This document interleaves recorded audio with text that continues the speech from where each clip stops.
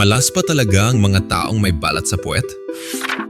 Mula pagkabata, madalas na natin itong naririnig at ginagawang tampulan ng tukso kapag may taong paulit-ulit na nadadapa, nagkakamali o tila hindi pinapalad sa buhay. Pero may katotohanan nga ba ang sinasabing pambansang sumpa na ito?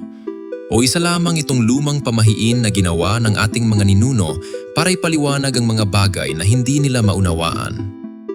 Sa video na ito, hihimayin natin ang nakatagong kwento sa likod ng paniniwalang ito. Mula sa sinasabi ng siyensya hanggang sa mas malalim na pilosopya at kasaysayan. Pero bago natin alamin ang sagot, alam mo ba na may isang espesyal na uri ng balat na kapag lumabas sa katawan ng baby ay kusang nawawala paglipas ng ilang taon? At ito ang mismong dahilan kung bakit napaniwala ang buong bansa sa pamahiing ito? Bago natin alamin ang sikretong yan, pakipindot muna ang like at subscribe button. Malaking tulong ito para patuloy tayong makagawa ng mga ganitong content. Maraming salamat. Pag-usapan muna natin kung saan nga ba nagsimula ang lahat. Noong unang panahon, wala pang mga microscope, laboratorio o mga doktor na pwedeng magpaliwanag kung bakit may mga marka ang balat ng tao. Dahil dito, ang ating mga ninuno ay gumawa ng sarili nilang mga kwento. Sa sinaunang paniniwala sa Asya na tinatawag na Moliosophy, naniniwala ang mga tao na ang bawat nunal o balat sa katawan ay parang isang mapa ng kapalaran. Kapag ang marka ay nasa nakatagong lugar, tulad ng puwet, itinuturing ito ng marami bilang isang misteryosong tanda. Pagdating naman ng panahon ng mga Kastila sa Pilipinas, lalo pang lumakas ang ganitong mga kaisipan. Anumang kakaibang marka sa katawan na hindi maipaliwanag ay mabilis na tinatatakan bilang marka ng masamang espiritu o palatandaan ng kamalasan.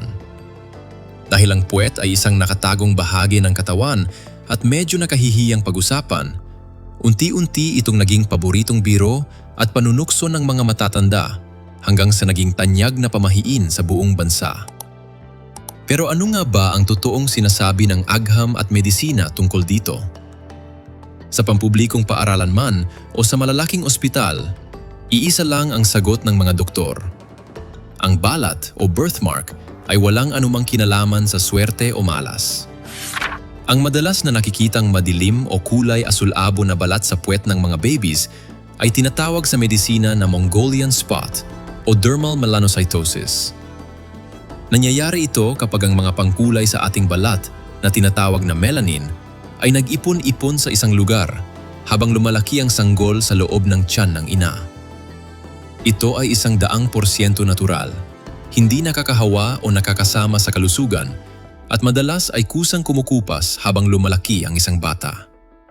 Kung wala palang kinalaman ng medisina sa malas, bakit may mga taong pakiramdam nila ay totoong minamalas sila dahil may balat sila sa puwet? Ang sagot ay matatagpuan sa ating pag-iisip o psychology. May tinatawag tayong confirmation bias. Kapag ang isang tao ay pinalaki sa paniniwalang malas ang may balat sa puwet, lagi niyang tatandaan ang mga araw na nadapa siya o nagkamali siya at isisisisi niya ito sa kanyang balat. Pero ang mga araw na naging masaya siya, nakapasa sa pagsusulit o naging ligtas siya, ay madali niyang nakakalimutan. May isa pa tayong tinatawag na self-fulfilling prophecy.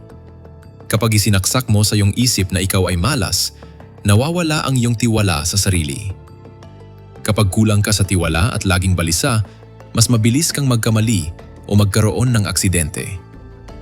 Ang aksidente ay nangyayari sa lahat ng tao, may balat man sa puwet o wala. Sa mas malalim na pagtingin, ang paniniwalang ito ay naging paraan rin ng mga Pilipino upang magkaroon ng dahilan tuwing may hindi magandang nangyayari. Sa halip na malungkot ng matagal kapag nagkamali, ginagawa na lamang itong biro upang mapagaan ang pakiramdam at makatawa kasama ang kapwa. Ang balat sa puwet ay isang simpleng marka lamang ng kalikasan sa ating katawan. Hindi ito magic, hindi ito sumpa, at lalong hindi ito ang nagtatakda ng iyong kinabukasan. Ang tunay na nagdadala ng tagumpay at magandang buhay ay ang iyong magagandang gawa, pagsusumikap sa pag-aaral at tamang pagdedesisyon araw-araw. Kung may natutunan ka at na-enjoy mo ang ating kwentuhan na yon, huwag kalimutang i-like ang video na ito at mag-subscribe sa channel para lagi kang updated sa mga bago nating upload. Pakishare na rin ito sa iyong mga kaibigan. Kita-kits tayo sa susunod na video.